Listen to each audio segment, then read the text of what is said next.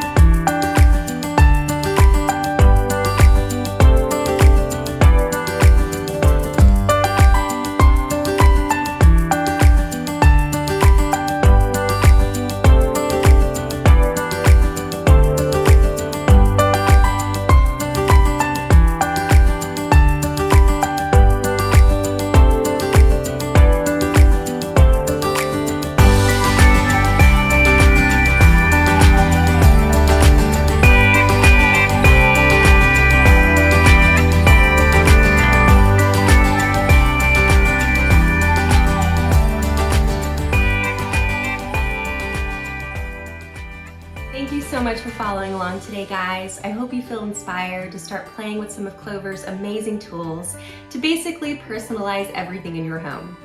If you want to see more simple DIYs and tutorials, then please check out my blog, countrypeony.com, or feel free to follow me on Facebook or Instagram at The Country Peony. I'd love to have you there.